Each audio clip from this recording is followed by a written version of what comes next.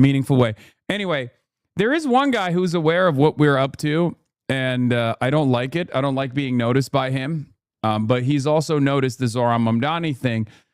Steve Bannon reacted to the Mamdani speech. He said, if you dismiss the guy, you're missing something. It's not just this guy. It's the team around him. He warns Republicans not to underestimate the movement behind him. Says, you're going to have to use your agency. Mamdani just gave you a lesson in rhetoric. And the reason I played that live, this is quite serious. If you dismiss this guy and dismiss the people around him and dismiss the money in back of him, you are missing something that's more powerful than Obama. And it's not just this guy. It's the team around him. Of course, you saw what he had in the backdrop. He also took, I mean, the part about New York City and the part about Washington and the part that Patrick A. O'Donnell, all of us will do tomorrow on the 4th of July. And then I told you starting on the 6th every day, we'll talk about it. You could have lifted the military part and the glories of the revolution. Yeah, she could have lifted that right from War Room. And I'm sure they've done some of this. They took the, and this is what Marxists do. They want to take the rhetorical flourishes or take the symbology to make you feel, and particularly to make. Dog, this is so funny to say as a modern conservative, like a MAGA Republican. That's literally all Republicans do. That's the whole point. Okay? The idea that the principled Americanism is this far right ideology is idiotic. That's why I don't cede territory to a lot of leftists who will be like, "Oh, what are you talking about? America is a nation designed by genocidal slave owners," which is true, okay? But there's also idealism baked into the Constitution that we're supposed to strive towards. There are two ways of looking at that, and historically speaking, a lot of revolutionary movements have actually said over and over again, look, these are values that we aspire to. These are values that we aspire towards, and the struggle continues as long as we don't actually achieve these values, and we have not, right? A lot of people also don't realize, for some reason, for one reason or another, that there is something unique in the American Revolution, okay? Part of the reason why I maintain the idea that it's a progressive revolution regardless of its bourgeois characteristics is because it was against the British Empire, the most successful colonial force that the world had ever seen at that moment. And perhaps that is the reason why the likes of Ho Chi Minh, Mao Zedong, Karl Marx, and numerous other theorists and revolutionary figures actually pointed to the American Revolution and saw something positive within it. Okay?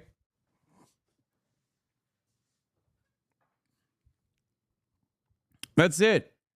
The amount of Ameribus that have come, the amount of Ameribus that have become historic revolutionary anti-imperialist figures is virtually all of them, as a matter of fact. I think I'm almost certain that virtually every single anti-imperialist figure has at some point pointed to the American Revolution and the founding fathers and the principled stances that they took as good. Now, there's two reasons for it. Okay, there's two reasons for that. One is because, let's be real, a lot of the white boys were white, so they also kind of fell for the whole, black people weren't real human beings at the time mentality, where there was robust debate, right? Where they just didn't think about that aspect of it at all. They don't got internet. Okay? They just didn't have internet back then.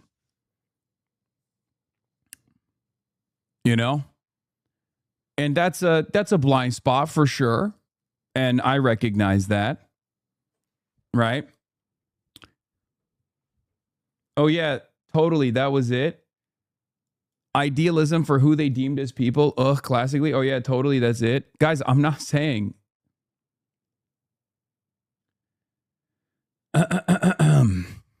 I'm not saying that they were correct. I'm just trying to help you identify the redeemable qualities of not only the American Revolution, but also help you identify why so many revolutionary anti-imperialist figures actually looked at it as a positive, as something to take notes from, as a revolution to take notes from. That's it.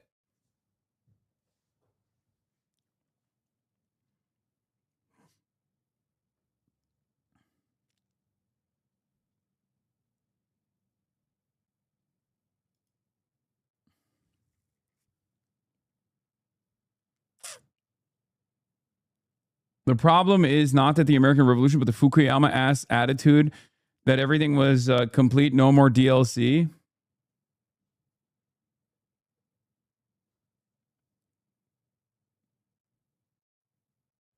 What is this? I need a lawless something. Here's Hannity spamming, but Hassan 9/11. Wait, what? What? He was talking to Stephen A. Smith? What? I'm confused. Party Stephen A. There we go. Mamdani. Then you get six-gender Tellerico in Texas. But then you got Bernie Sanders, Pocahontas, Mamdani, the Squad, AOC, all of these candidates. I want to read. There's something so funny about constantly putting Elizabeth Warren in the brigade. Stephen A. Smith knows the song. That's crazy. Oh no, you're being nuanced. They're gonna get you for this, fam. Sure, whatever. I don't really care about Sean Hannity spamming the Hassan 9/11 moment. Lower information voters, lower information people. It's what I said about what he offers. They offer free rent. They offer, cheap food. They offer this. When you're sitting... Marx wouldn't have idealized the American Revolution if he knew more. He lived in 1940s in Germany. It's literally because he didn't have internet. I think that's part of it. But to say that Marx wasn't an Ameribu or heavily invested in what's going on in America is crazy. He wrote letters to Abe Lincoln. Did I say 1940s? I'm sorry, 1840s. Yeah, Karl Marx. And no, they did not sext one another. Abe Lincoln actually never replied to him, unfortunately. As far as we know. Yeah. Karl Marx. There, and you're going through these economic times, and you read every day about guys taking companies public and becoming trillionaires, or you see that, 400 millionaires have been, yes, I understand that's I would say that's late stage capitalism. But when you have a capitalist system that has very few capitalists in it, when you have very few people that are actually hardwired into the system for the creation of wealth so that all boats rise, obviously given your efforts in at least some sort of meritocracy or trying to be some sort of meritocracy, but you have a system with very few capitalists in it, what you just heard is very appealing. And what he does is play on the symbols of America to say, hey, we're actually more America. We represent the true narrative. This is what you're going to have to combat. This is why this is a nationwide movement. This is why it's been many years in the planning, and they have very sophisticated people in back of it and a lot of money. Yeah, in the Marxist understanding of history, liberal revolutionary movements like the American Revolution, the French Revolution, and later revolutions of 1848 were movements of historical progress away from a feudal and aristocratic society. Yes. That's why I say it was a progressive revolution. It's true. It was objectively a successful revolution against one of the most powerful colonial powers on the planet. Okay? A colony fighting back, a settler colony fighting back against the British Empire and winning. It's very important. And it did move the needle. In any case, Steve Bannon understands what Zohran is doing here and is very frustrated with it, very worried about it, it seems. But Donald Trump positioning himself against Zohran Mamdani in this way is good for us. It's very good for us, especially because Zohran is very charismatic. He's very nice with it, right? He's very nice with it. It's a good thing. So, shouts out to Donald Trump talking about communism in this way, I don't think this is actually going to win him any favors with a lot of liberals and a lot of people in the margins who despise him. He is a repulsive figure, and he is an odious figure. He is everything that's wrong with late stage capitalism, everything that's wrong with America right now. He is so perfectly representative with everything that he does, with every breath he takes, which is precisely the reason why when he actually places the crosshairs on a political movement that he calls communism, I don't think this is going to be bad for the Democratic Socialists of America. I think it's going to be very good for us. Okay, very good for the left broadly. Because this, in my opinion, will separate the boys from the men. This will, once again, cause a lot of the establishment right-wing Democrats to chirp and say, see, you're the reason why we're going to lose. See, this odious, repulsive man is now calling all of us communist. Right? Because they're right-wing. Objectively, they're right-wing. The only thing that those people care about is maintaining their power within the Democratic Party. The appropriate measure here is to say, they call all of us communists. Who cares? There is no Cold War any longer. This kind of posturing doesn't matter. We just want insert policies. Okay? We want healthcare. We want healthcare for all, housing for all, free college education for all.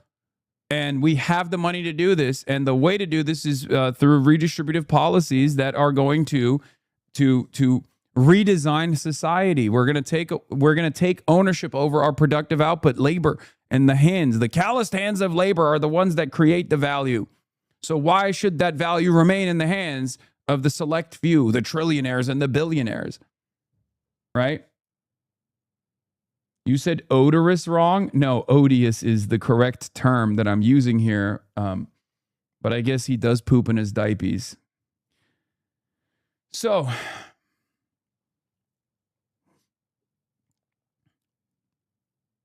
loyal to Karl Marx, or you can be loyal to America. You can be a communist. Or again, Karl Marx, again, massive Ameriboo, loved the first Republican president. Famously. Well, not so famously in America, but he did, right? So that's real. That's a real thing. Yeah, you can only be loyal to Karl Marx or you can be loyal to America. Okay, well.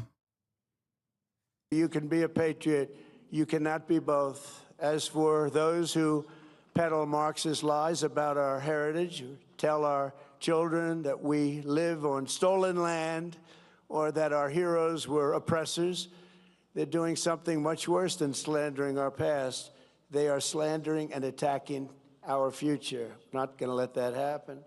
They're trying to tear down the great American character, to destroy the people who declared independence, who crossed the Delaware, who settled the West, and conquered the skies. You know who those people are. But we will never let that happen. Our American ancestors.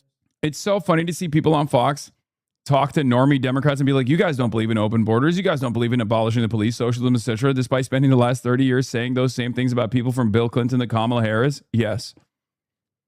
But that's good. That means that the conversation is shifting to a place of normalcy. We are forcibly ratcheting back the Overton window to the left, piece by piece. Every single victory does this.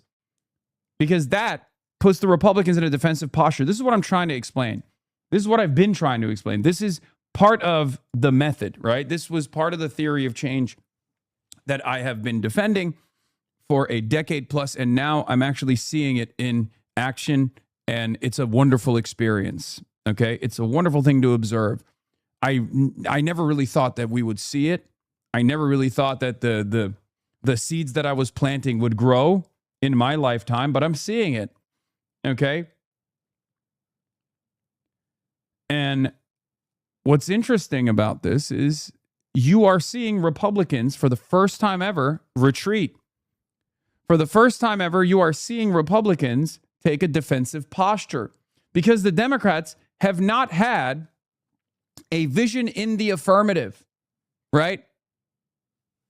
Democrats for the last 3-4 decades since the Reagan era especially, have decided to play the defensive role. They are always telling you who they are not, who they oppose. They're never telling you who they are and what they stand for. Now that we have a different crop of Democrats, Democratic socialists, who are coming out and saying, this is what we are for. This is the idealism that we want to represent. These are the policies that we want to implement. We are fighting for the working class, and that's precisely what we're going to do. That's the agenda that we have. That's our focus. All of a sudden, the Republicans have to play defense against that. Instead of coming out and running the gamut on a litany of different culture war issues that they have seen tremendous success on, and then have the Democratic Party in its entirety run against those culture war issues by conceding on a lot of the hysteria to say, oh, we're just going to be a little bit more, we're going to be a little bit less vicious to trans people, and that's why you should vote for us. Instead of doing that, now we're having that battle on our terms. That's what's causing the Republican Party and its messaging apparatus to all of a sudden turn around and identify that there are such things as normal Democrats, capitalist Democrats. It turns out there is a distinction, but that's a good thing. Okay? It's not a bad thing. It's a good thing. Did not shed their blood at Concord and Trenton, Gettysburg and Shiloh, Midway and Normandy, just so that a band of thieves, radicals, and lunatics could come in and loot, pillage our nation. Our heroes died to win, build, and to save, and to build truly a great country, the greatest country ever in the world.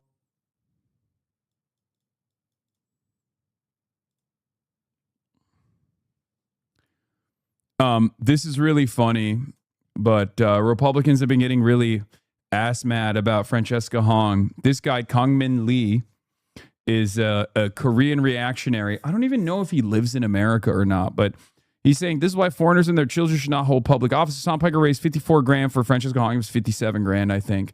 A non-citizen running as a socialist for Wisconsin governor. Most do not assimilate into America founding or love the country. They bring subversive ideologies that cater to foreigners rather than native citizens. Both myself and Francesca Hong are American born. I would go so far as to say that in a lineup where, you know, white patriots were going to decide who's more American, me or this fucking guy, I suspect that the ones that haven't seen me on Fox News would probably point to me and say, well, that's the real American, right? So it's really strange. Okay, last thing we're talking about is Hassan Piker. So Hassan Piker, he just raised $54,000 for Francesca Hong, the Democratic Socialists of America candidate for Wisconsin governor. The Wisconsin Democratic primary is August 11th. So, yeah. Like, who do you think white nativists would think is like a real American? You can put that cross behind you all day, baby boy. In a lineup between you and I, who do you think these irrational reactionary forces that you are so desperately caping for, who do you think they're going to look at and be like, well, we got to pick one of the two? No hat, of course.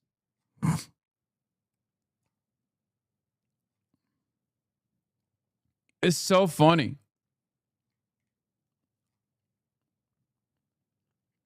Why are your ops always people that would have been bullied at your school?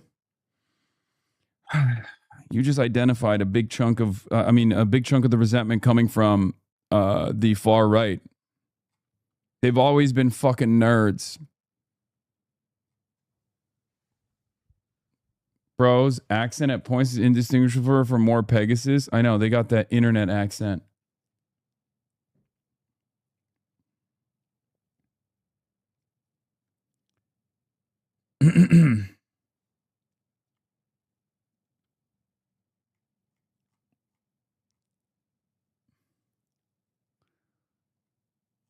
Yeah, failed theater kids. Representative Mike Lawler says that if Democratic House candidate Dr. Adam Hamawi is elected in November, he will demand a full congressional investigation into his connections and any links to terrorist organizations. Great.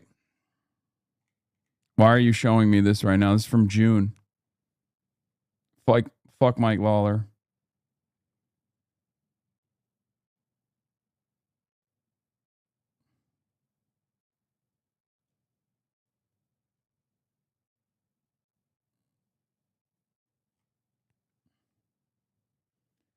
Anyway,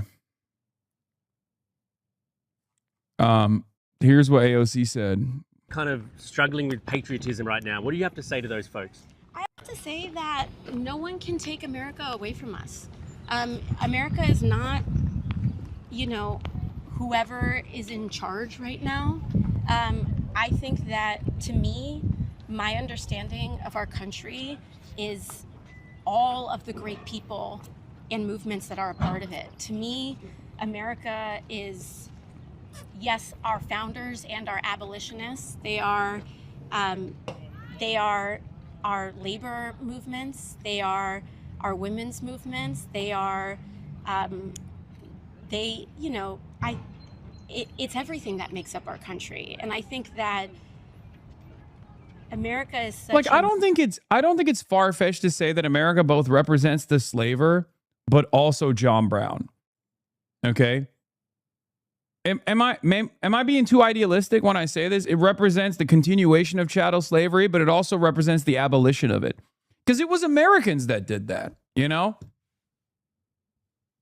It represents there is a dialectic. It represents the liberationists, and it represents those who need to be liberated. And it also represents those who chose to keep people enslaved.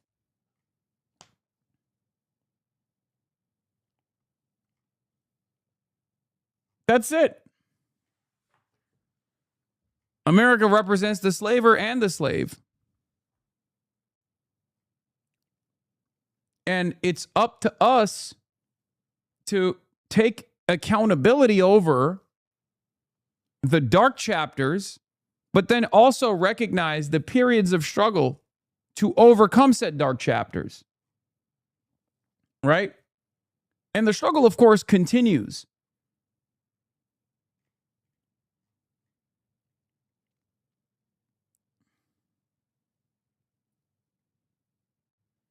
But that's not what they're talking about. They're specifically talking about defending racism, and no, those people absolutely did nothing good for American society. I don't think that those people did anything good for American society. My point is, we shouldn't cede ground on this concept.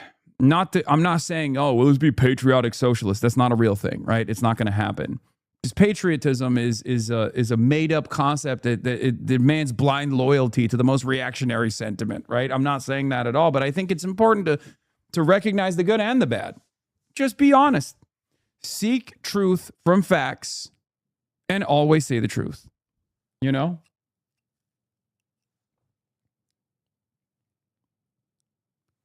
And I think it's good to cast aside some of these like anti-American tendencies that people represent as the most American tendency. The idea that like being an American is about pushing out the newcomers and acting as though they're not assimilating. Like that's unironically un-American. I mean, I hate Ronald Reagan, but the one thing that he actually nailed was that he said, like, look, you can come from all around the world and be American. That's the whole beauty of this fucking project, which is true.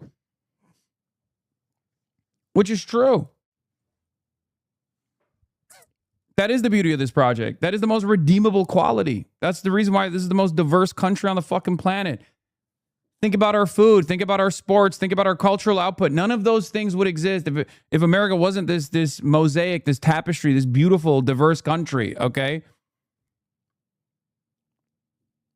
meaningful place. Burger. Think burger. Okay?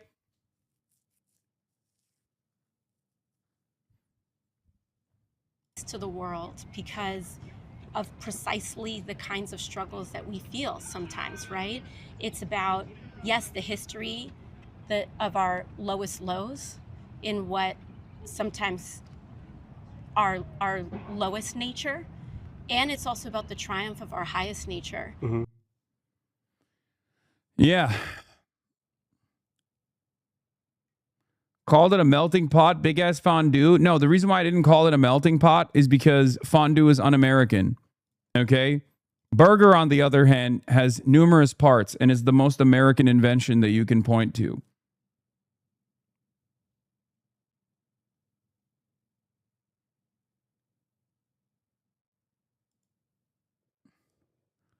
Derek Thompson, Abundus are shitting on Elon Musk. Trillionaire celebrates America's 250 by saying poor people shouldn't vote. Sounds like tawdry satire of plutocracy, and yet, yeah. We are living through a Dickensian nightmare, but also it's like, weirdly enough, not as dark and more filled to the brim with burger and AI art, and it's lamer than ever before. Okay? This is ridiculous. The world's wealthiest guy turning around and being like, yeah, poor people should not be allowed to vote. If you let takers vote, Mamdani has built nothing. He's a taker, never a maker, says Elon Musk, the biggest taker of all time. A person whose entire net worth revolves around government subsidies, okay? I cannot begin to explain to you. Like, everything that he has done is literally because he just has money. He just has money. That's it. And with that money, he's been able to sit on top of other corporations and make other people work and take credit for it. And a big chunk of his revenue unironically revolves around government subsidies and also privatizing pre-existing government initiatives like NASA.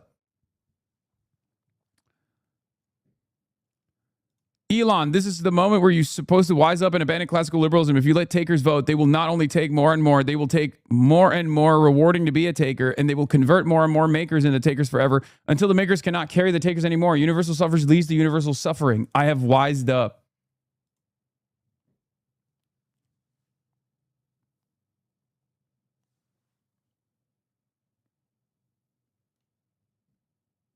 Yeah, you literally pay for the shit his company makes through the taxes.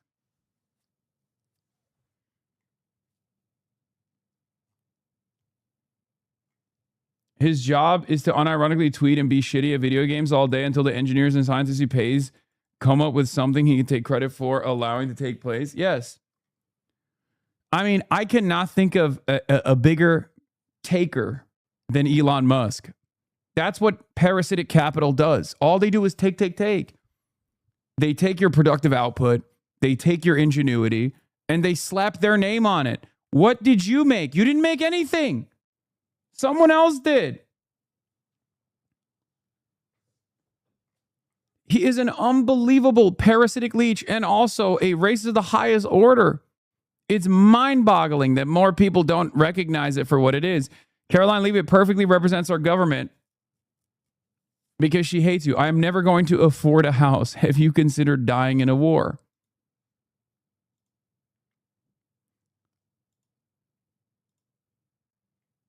Anyway, we'll talk about Patriot Prayer in a second. But yeah, America 250 doing fantastic. Oh, this is really funny. The guys that have spent every waking moment making unbelievably racist memes, crying over this. The fact that Hassan could treat people he was once on good terms with like this proves he's a complete degenerate freak with no morals. Every single one of these edgy posters that literally almost exclusively joke about like raping people. Like most of these guys, their entire output is just like doing rape jokes, right? Rape this, rape that. They're so edgy. And every single one of them, in between their George Floyd AI compilations and rape jokes, have taken the time out of their day to cry about this. Okay? Sorry, buddy. I'm carrying the motherfucking flame. Perhaps you should do the same. Okay? Yeah. It's always the same. It's like, oh, well, how dare you? How dare you not respect my in-group? Like, this is really messed up. This is really messed up. You're being really disrespectful. You're right. Only in America we could get something like this. Oh, no, he's going to eat them. Oh, my God, his titties. Oh, my God, Toby. Yum.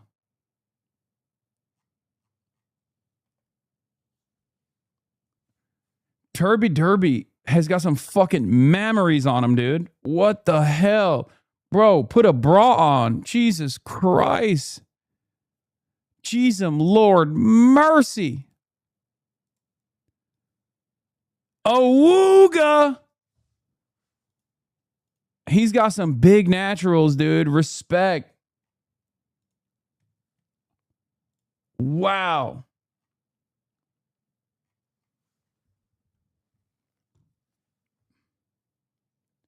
Low key, his waist is kind of snatched too. You know what I'm talking about? Like with respect to his massive mammaries, like his waist is kind of snatched. God, the shape of you, Toby. The shape of you, Turby.